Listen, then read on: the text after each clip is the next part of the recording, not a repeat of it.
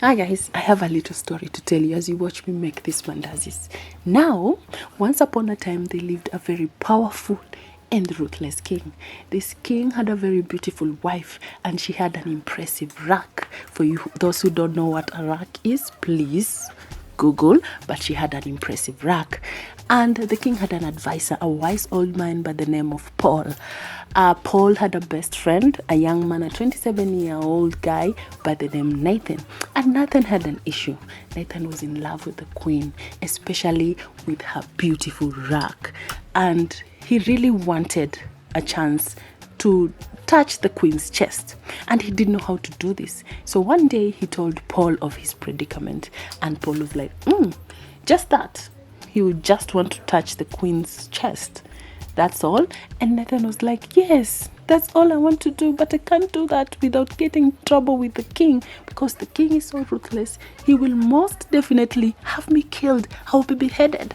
And Paul was like, don't worry, I have a solution for you. Nathan was like, what is the solution? Paul was like, wait, this is what you do. You see this small bottle with this liquid inside? Please swallow it tomorrow morning. But before you swallow the liquid, when it's in your mouth, swish it around. Swish it around 5 or 6 times in your mouth before you swallow it. And when the king calls for you, make sure you come to him after you've swallowed it. Okay?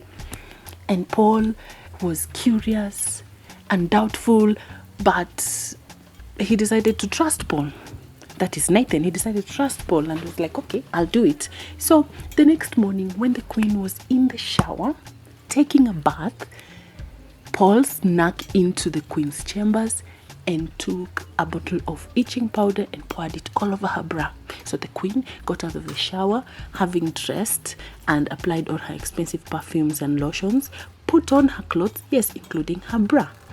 And as soon as she did so, she started itching, seriously. And it was so bad. It was so bad that the queen could not do anything else other than scratch and scratch and scratch. Her skin was peeling off. She was crying. She was in so much pain. And the king was so distressed because the queen was in so much pain. Oh, let me pause here. This is chai tikni. Those Luyas in the house, you know what chai tikni is, right? It's almost like 100% milk. If it has any trace of water in it, it's just like 2 or 3 drops actually. So fresh from the cow this morning, we milked our cow and we have fresh, creamy, thick milk. And my family members are divided. Some like thick mandazis, others like light mandazis. Me personally, I like mandazis with a lot of flesh in them, like that one that you can see in the screen right now. But my sister likes mandazis which have a hollow. They don't have a lot of flesh in them. So I tried to balance when I was making this mandazi. Sometimes I would cut them thick, sometimes I would cut them thin. All this time my sister is still sleeping. I woke up at 6 a.m. to make her breakfast and she's still sleeping. I was so jealous. So I decided to wake up with what she likes most. She loves mandazis. So let's see if she'll wake up or she'll keep sleeping. She looked like she was in deep sleep.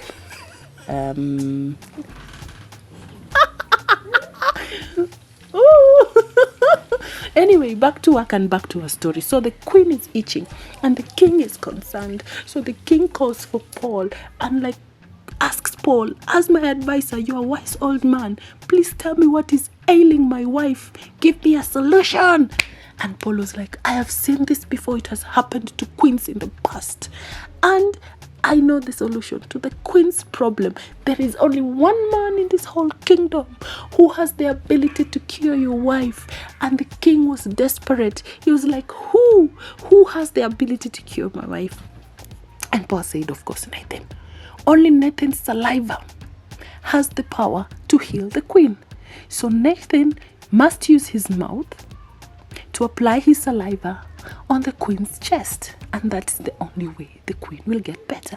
So the king was desperate and he was willing to try anything to save his beloved queen. And so Nathan was called, he was sent for, and the guards went for him and brought him in to the palace as fast as they could. And he was ordered to go to the queen's chambers with the queen, and Nathan and the queen were locked behind those chamber doors.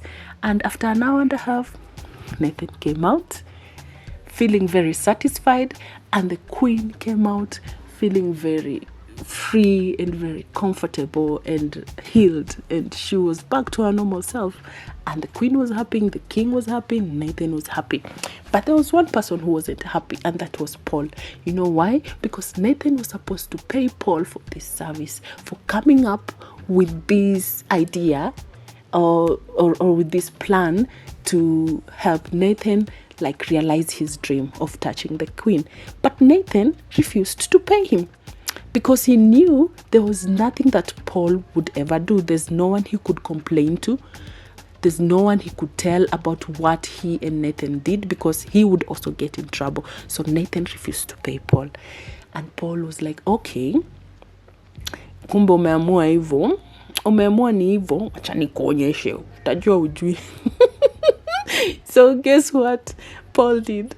He took the very same itching powder and waited for the king to go to the bathroom.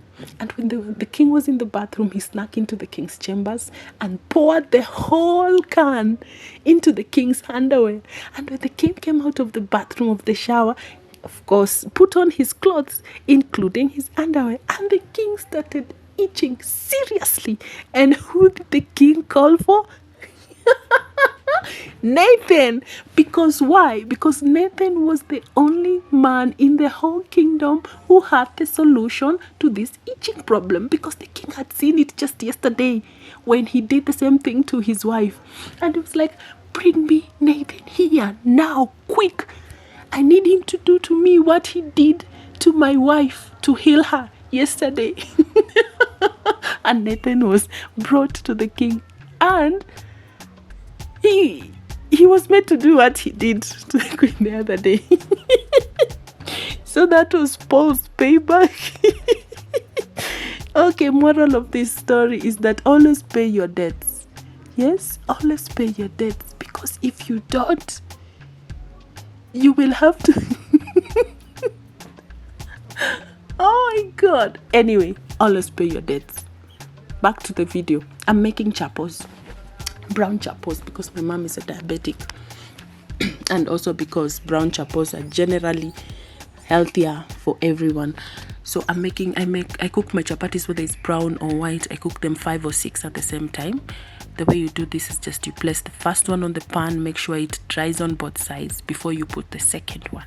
Okay, and the reason why we're making sure it's dry on both sides, so that it's to avoid the dough from sticking or together, the first chapati from sticking to the second chapati.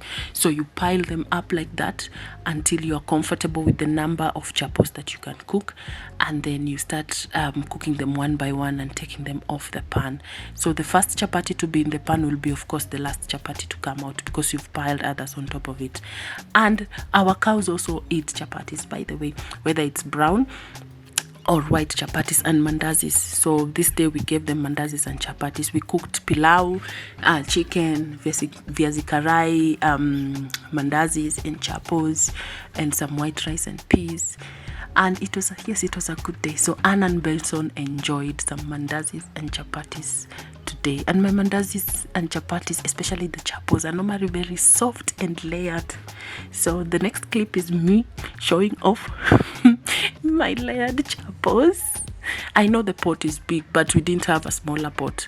I cooked like, I think 20-25 chapos. So it's big, but you get the gist. There is Anne having some chapos.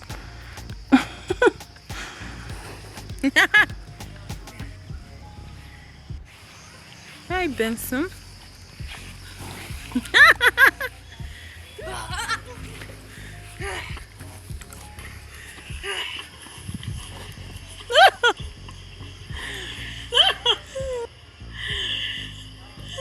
See you in the next video. Bye.